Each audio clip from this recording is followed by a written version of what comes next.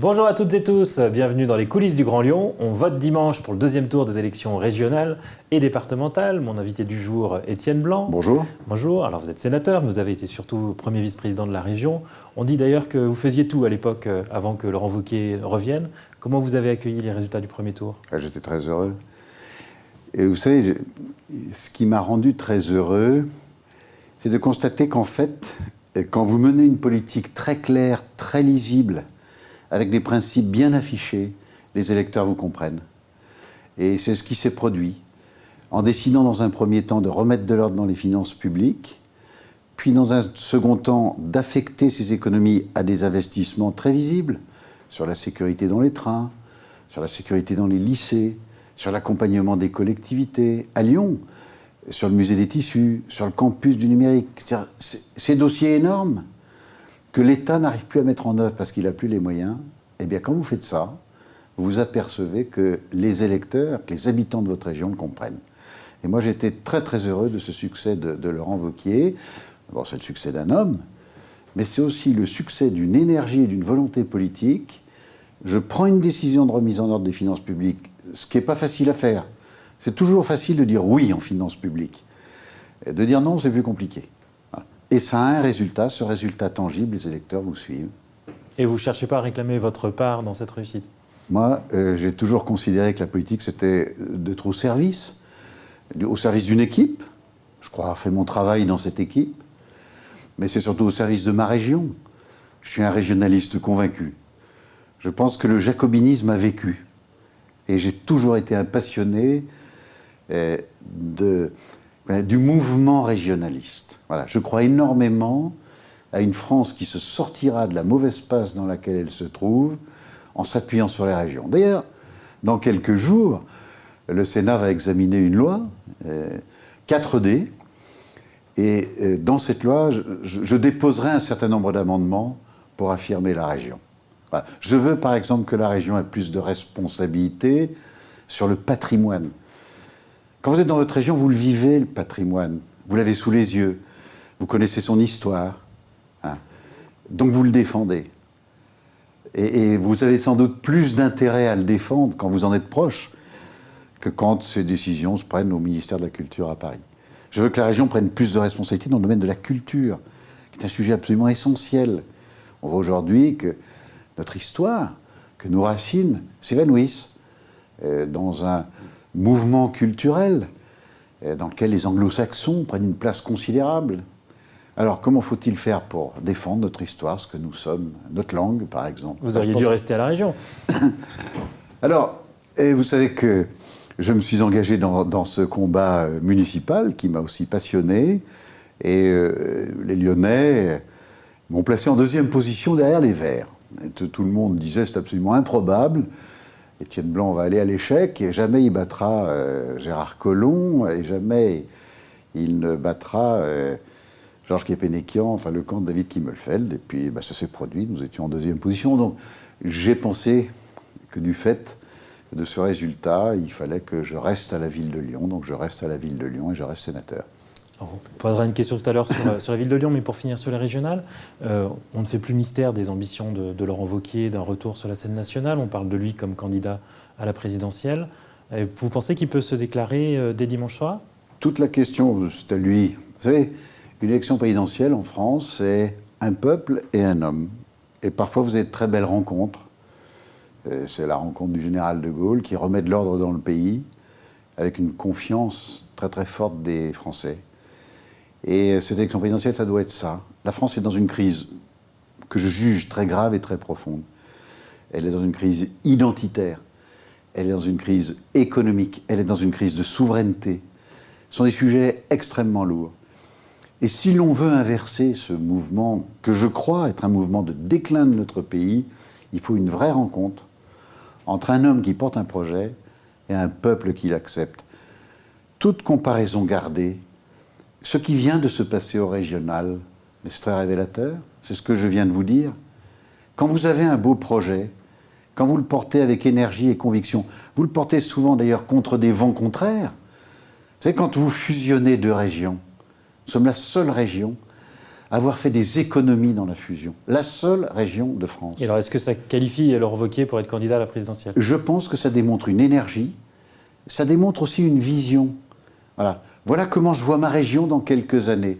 Alors si demain Laurent Wauquiez explique comment il voit notre pays, comment il voit son évolution et l'inversion de cette spirale du déclin, je pense qu'il peut avoir un très très bel écho. En revanche, à chaque jour suffit sa peine. Aujourd'hui, nous sommes en régional, demain en présidentiel. Passons la phase des régionales. Confirmons ce très bon score du premier tour. Et puis après, nous verrons bien. Mais je pense que la voix de Laurent Wauquiez, c'est une voix qui doit compter dans les prochaines échéances. Alors vous n'aviez pas tout à fait attendu les régionales pour vous exprimer sur la présidentielle, puisqu'on vous a entendu dire qu'il fallait qu'Éric Zemmour se présente comme candidat LR.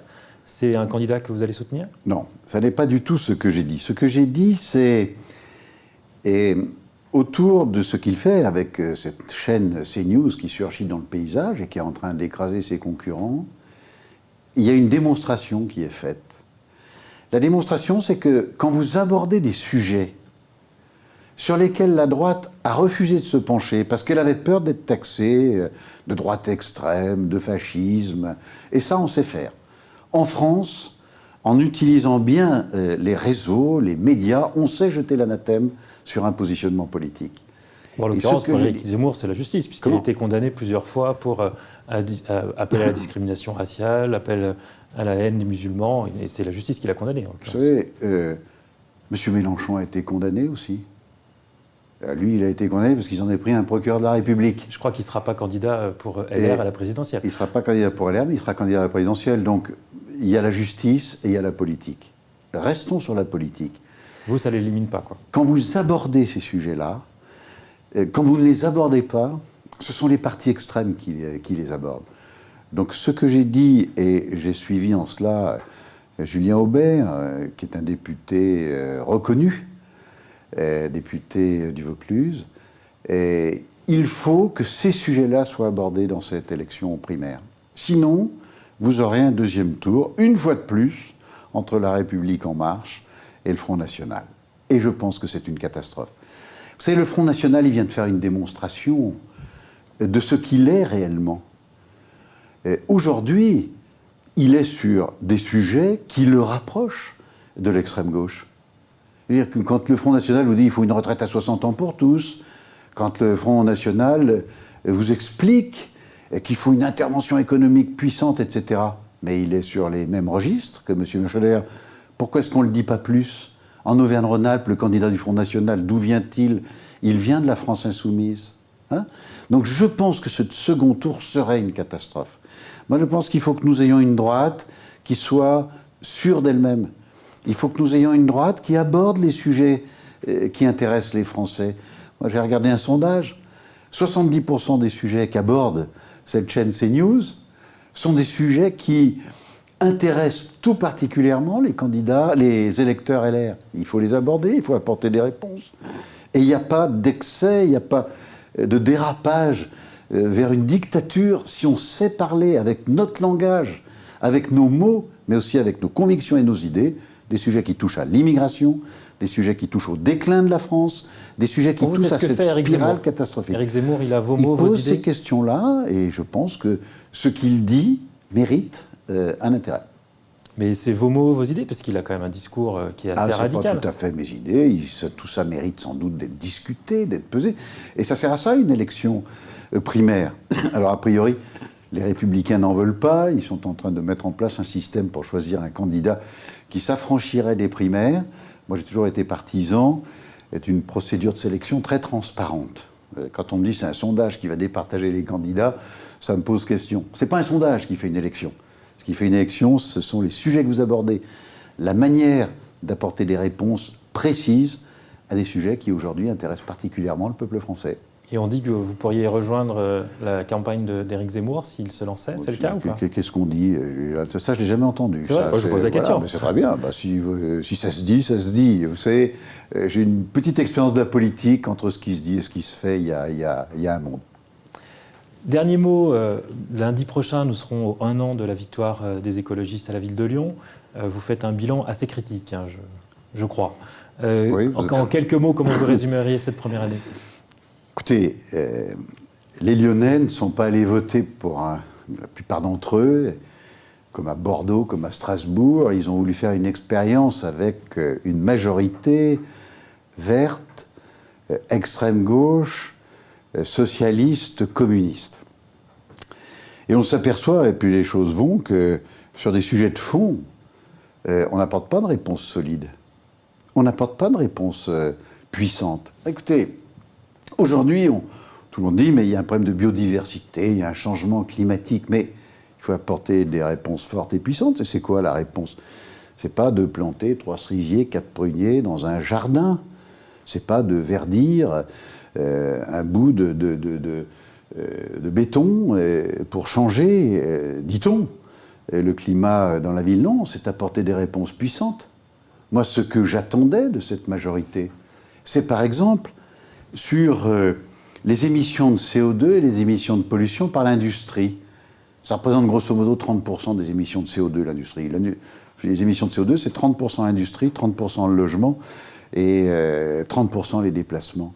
Moi, je m'attendais à des réponses puissantes. Je m'attendais par exemple à un maire de Lyon qui, dans la ville, qui a un historique sur l'hydrogène, prenne ce sujet de l'hydrogène et dise avec la métropole, avec la région, avec l'État, allez, on va faire des expériences puissantes sur nos bus, c'est la métropole, mais pour la ville de Lyon, sur le matériel qu'utilisent les services techniques de la ville de Lyon, sur l'accompagnement des Lyonnais pour passer à ces véhicules hydrogène.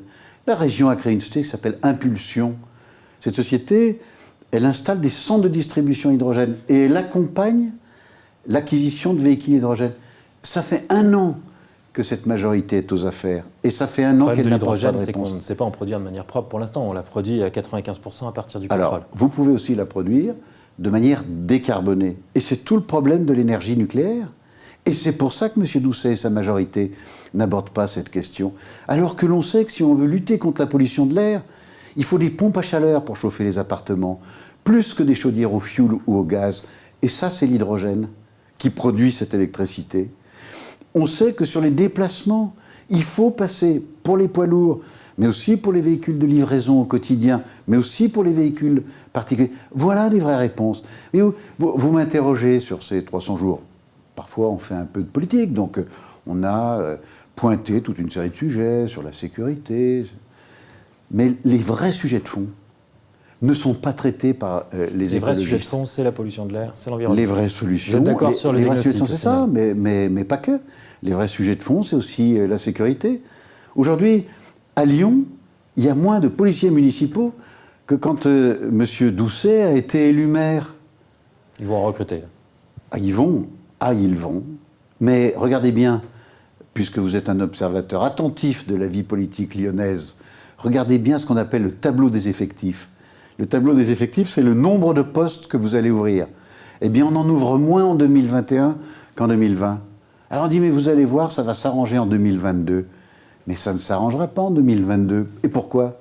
Parce que vous avez une majorité qui n'est pas d'accord sur le sujet. Vous avez une majorité qui préfère recruter des éducateurs, des accompagnateurs, plutôt que des policiers municipaux.